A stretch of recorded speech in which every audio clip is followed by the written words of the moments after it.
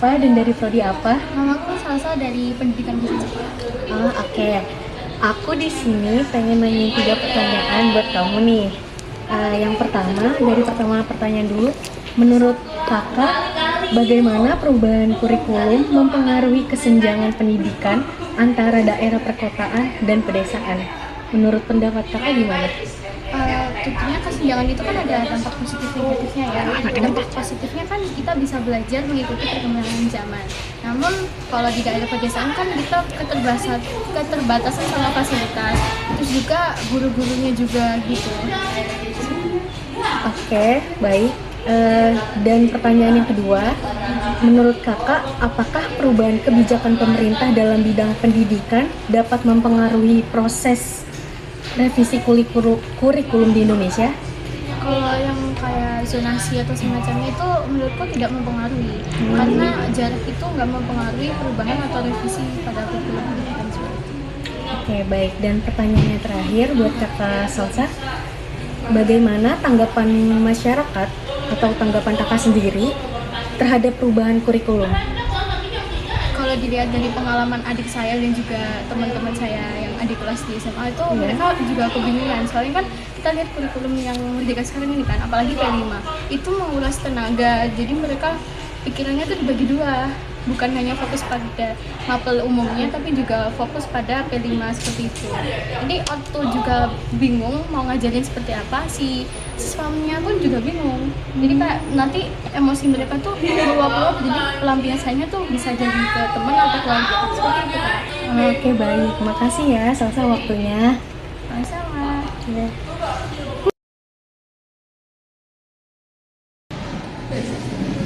Baik, Kak Sabita, mau tanya nih sebelumnya, menurut Anda bagaimana perubahan kurikulum di Indonesia dapat mempengaruhi kesenjangan antara pendidikan di perkotaan maupun di pedesaan? Kalau dari saya sendiri, saya ingin menjawab untuk kurikulum itu sendiri sebenarnya tidak mempengaruhi ya. Kalau kurikulum itu sangat luas gitu. Kalau dari kurikulumnya, namun dari sistemnya. Ketika guru menyampaikan antara guru yang ada di kota dengan fasilitas kota dan guru yang di desa dengan fasilitas yang di desa itu yang berbeda. Namun jika dari kurikulum, menurut saya seharusnya itu tidak mempengaruhi. Jadi apabila ada kekurangan atau miss gitu ya antara apabila ada perbedaan antara kota dan desa maka itu tidak dari kurikulumnya tapi dari fasilitasnya. Jadi kalau saran saya kepada pemerintah ya tepatnya, nah itu sebenarnya yang perlu dikoreksi dan perlu diperbaiki itu bukan hanya kurikulum saja tapi juga fasilitas yang ada di Indonesia gitu. Jadi nggak cuma apa yang mau kita sampaikan, tapi bagaimana cara kita menyampaikan agar itu tersampaikan gitu. Yang perlu diperbaiki lagi. Kalau kurikulumnya udah baik sih menurut saya ya kurikulum Merdeka Belajar ini. Baik, terima kasih. Untuk pertanyaan selanjutnya, menurut Anda, apakah perubahan kebijakan pemerintah saat ini dalam bidang pendidikan, misal seperti zonasi sekolah, dapat mempengaruhi proses revisi kurikulum di Indonesia? Bagaimana Kak Sapita? Oke, dari zonasi sendiri itu kan mengikuti kurikulum ya. Karena ketika Pak Nadiem Makarim sudah menjabat kemarin itu baru menerapkan sistem zonasi. Kalau soal mempengaruhi kurikulum Ya, mempengaruhi revisi. kalau mempengaruhi revisi itu sebenarnya bisa iya, sebab dengan adanya zonasi itu adanya sistem-sistem lain yang ikut berubah gitu. Dari yang awalnya penilaiannya dari nilai menjadi jarak gitu. Itu mempengaruhi ya. Untuk pertanyaan terakhir nih Kak Sapita, menurut sepengetahuan Anda, bagaimana tanggapan masyarakat, terutama para orang tua siswa ya, terhadap perubahan kurikulum? Apakah mereka merasa puas atau malah bagaimana? Oke, kalau kurikulumnya dari K13 ke Merdeka Belajar gitu ya. Kalau sepengetahuan saya, sejauh saya memandang itu banyak sekali orang tua yang merasa cukup keberatan sebenarnya dengan adanya Merdeka Belajar ini. Mengapa demikian? Karena anak-anak yang masih SD bahkan sudah mendapatkan tugas-tugas atau proyek-proyek yang itu oke lah tujuannya untuk membangun rasa kepercayaan diri, kreativitas dan lain sebagainya. Tapi kembali lagi ke fasilitas gitu. Jadi banyak iuran, banyak proyek-proyek yang harus dikerjakan oleh anak-anak yang belum mampu mengerjakannya. Jadi yang mengerjakan adalah orang tua gitu. Selain keluar tenaga dan pikiran, duitnya juga keluar banyak tuh di situ. Lebih ke pemborosan gitu ya, pengeluarannya banyak Betul banget. Seharusnya kalau memang pun harus sesuai dengan Merdeka Belajar, dengan adanya semua proyek-proyek itu fasilitasnya dong pemerintah. Wah, baik Kak Sabita, terima kasih atas waktunya ya. Mungkin seru sekali sesi wawancara bersama Kak Sabita. Bye-bye. Baik, di sini saya sudah bersama dengan responden. Coba kita Perkenalkan, nama saya Pramaditya Pradipta, saya saat pagi umur 20 tahun, tinggal di Malang. baik, langsung saja masuk ke pertanyaan pertama. Menurut Anda, bagaimana perubahan kurikulum mempengaruhi kesenjangan pendidikan antara daerah perkotaan dan pedesaan? Atau juga bisa antara sekolah swasta dan negeri? Saya sendiri ya, untuk perubahan kurikulum tersebut tentunya sangat berpengaruh karena di kota sendiri distribusi berbagai buku atau alat-alat yang mendukung itu cukup lancar, sedangkan di desa itu cukup menyulitkan. Saya sendiri termasuk orang desa, jadi terkadang apa yang orang kota rasakan di sekolahnya itu saya tidak rasakan. Baik, untuk pertanyaan selanjutnya, menurut Anda, apakah perubahan kebijakan pemerintah dalam bidang pendidikan, misalnya seperti otonomi daerah atau zonasi sekolah, itu dapat mempengaruhi proses revisi kurikulum di Indonesia? Boleh bilang. Menurut Anda, apakah perubahan kebijakan pemerintah dalam bidang pendidikan dapat mempengaruhi proses revisi kurikulum di Indonesia? Bisa aja sih sebenarnya. Cuman tentunya ada berbagai hal yang mempengaruhi seperti ya itu tadi distribusi terus letak sekolahnya itu sendiri. Ya itu menjadi hal yang menjadi tantangan sih bagi pemerintah. Kemudian untuk pertanyaan terakhir, menurut sepengetahuan Anda, bagaimana tanggapan masyarakat terhadap perubahan kurikulum? Apakah mereka merasa puas dengan perubahan? Setahu saya sendiri di masyarakat di kalangan guru mereka kebanyakan mengeluh, sedangkan untuk para siswanya sendiri saya cukup terjadi banyak pro dan kontra, ada yang tidak. Lalu bagi orang tua sendiri ya, kalau untuk orang tua sendiri sepertinya mereka masa bodoh sih sama kurikulum anak-anak mereka yang penting sekolah. Baik, terima kasih Mas Bro atas waktunya. Sama. Oke, kali ini kita bersama dengan narasumber selanjutnya. Perkenalkan diri kita. Halo semuanya, kenalkan aku Giovanni Dianggita dari Prodi Pendidikan Masa Depan Angkatan 22. Kak Gio ya. Kita langsung saja masuk ke pertanyaannya. Menurut kakak nih, gimana sih perubahan kurikulum itu bisa mempengaruhi kesenjangan pendidikan antara di daerah pedesaan dan di kota, atau bisa juga sekolah swasta dan juga sekolah negeri? Pendidikan di pedesaan dan perkotaan.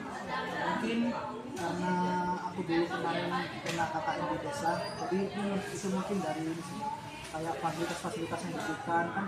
Kalau di desa kan itu minim fasilitas seperti proyektor atau lain-lain, jadi kalau membutuhkan yang proyektor itu bisa saya dapat. Terus apalagi di desa itu juga pendidikannya tertinggal jauh gitu di kota, karena entah itu dari gurunya yang tidak bisa mengikuti kurikulum itu atau kurangnya pelatihan-pelatihan yang diberikan oleh pemerintah setempat. Kesulitan buat penyesuaian kurikulum juga. Oke, nanti kita langsung ke nomor 2. Menurut kakak, apakah perubahan kebijakan pemerintah itu misal dalam bidang pendidikan, misal kayak otonomi daerah atau zonasi sekolah, ini bisa mempengaruhi proses revisi kurikulum? Mungkin ke otonomi daerah tadi ada sebutan. Mungkin kalau otonomi daerah itu kan pemerintah itu bisa menyesuaikan peraturan-peraturan yang ada, itu membuat pendidikan di tempatnya semakin maju. Jadi bisa ada kemungkinan buat revisi kurikulum itu.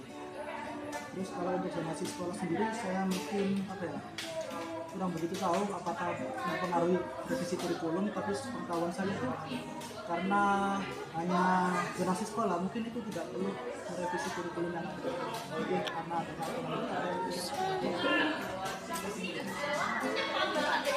Menurut pengetahuan kakak, gimana sih tanggapan masyarakat terutama orang tua siswa terhadap perubahan kurikulum ini? Oke, mungkin perubahan kurikulum ya. Mungkin kalau orang tua kan juga tidak mengikuti pendidikan itu, mungkin ada yang bodo amat atau mengikuti pemerintah. Nah, tapi kalau dari sisi anggapannya orang tua sendiri ya, mungkin itu ya fine-fine aja sih dengan kurikulum yang sekarang itu. Jadi dia hanya mengikuti alur-alur yang ada. Kalau dari kakak sendiri, kakak ini nggak merasa puas atau bisa menyesuaikan dengan kurikulum? Aku sih dari sendiri udah merasa puas dan juga bisa menyesuaikan dari perubahan kurikulum kan. Aku dulu waktu itu juga di kurikulum 2012 sih, terus sampai ke kurikulum merdeka ini, jadi saya bisa menyesuaikan, bisa menyesuaikan lah. Tapi kalau misal dari pengalaman kakak, ada nggak teman-teman kakak yang selalu kan tugasnya kok jadi gini sih kak? Mungkin ada di waktu SMA mau kelas 12 enam gitu. Jadi kan tugasnya banyak ke presentasi tuh. Jadi teman-teman itu banyak yang mereka lebih banyak presentasi itu atau banyak gini. Jadi kayak ya masih belum menyesuaikan waktu itu, udah berubah kan, masih penyesuaian lah gitu. Kayak kaget aja gitu. Mungkin segitu aja dari saya. Terima kasih Kak Gio atas waktunya dan jawabannya.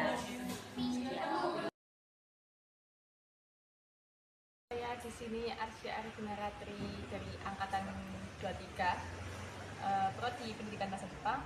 Di sini saya sedang bersama narasumber kami. Mohon narasumber memperkenalkan diri. Ya baik, selamat pagi. Nama saya Hasan Hanif Abror. Saya dari Pendidikan Bahasa Jepang angkatan 22. Baik, kalau begitu saya lanjutkan dengan pertanyaannya ya. Untuk pertanyaan pertama, menurut Kak Hasan nih, bagaimana perubahan kurikulum mempengaruhi kesenjangan pendidikan antara daerah perkotaan dan pedesaan? Atau ini juga bisa antara sekolah swasta dan negeri? Bagaimana menurut Kak Hasan? Oke, kurikulum mempengaruhi kesenjangan pendidikan di desa atau di perkotaan atau swasta negeri ya. Ya. Kurikulum ini yang saya tahu adalah gambaran pedoman dalam merancang alur pembelajaran gitu ya. Nah, menurut saya ya bisa sangat mempengaruhi karena contoh sendiri sekarang kurikulum merdeka. Ketika kurikulum merdeka ini diterapkan oleh pemerintah, maka akan terjadi perbedaan di perkotaan dan di pedesaan. Misalkan di perkotaan yang sudah memadai dari segala prasarana dan sarananya itu akan efektif dengan kurikulum merdeka. Sedangkan di pedesaan yang masih terbelakang di segala sisi itu nantinya dapat mengaruhi. Begitu juga di swasta sama di negeri. Pasti swasta itu punya kebijakan sendiri, negeri juga punya kebijakan sendiri. Ketika kurikulum itu dilaksanakan, sebuah kurikulum dilaksanakan, pastinya akan terjadi perbedaan. Lalu untuk pertanyaan yang selanjutnya, yaitu ada menurut Kak Hasan nih, apakah perubahan kebijakan pemerintahan dalam bidang pendidikan, misal otonomi daerah, zonasi sekolah, dapat mempengaruhi proses revisi kurikulum di Indonesia? Kebijakan pemerintah saya rasa bisa, karena salah satunya mungkin kebijakan zonasi ya.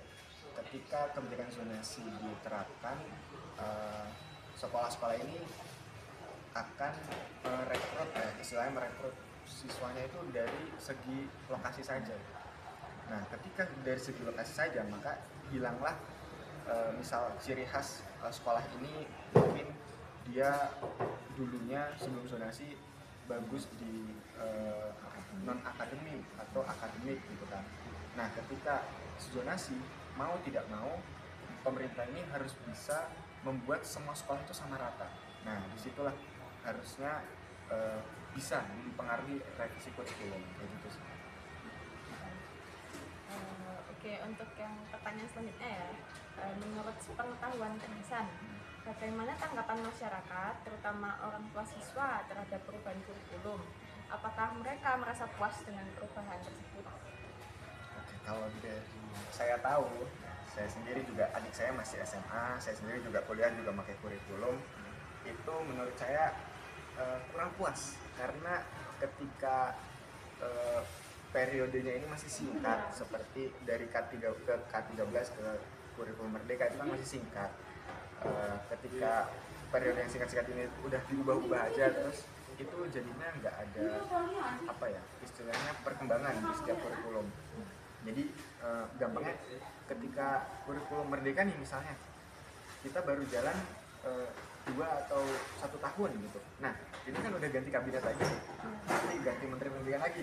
Kalau nanti ganti kurikulum lagi, ini aja yang kurikulum merdeka masih banyak yang belum bisa belum terbiasa lah gitu kan.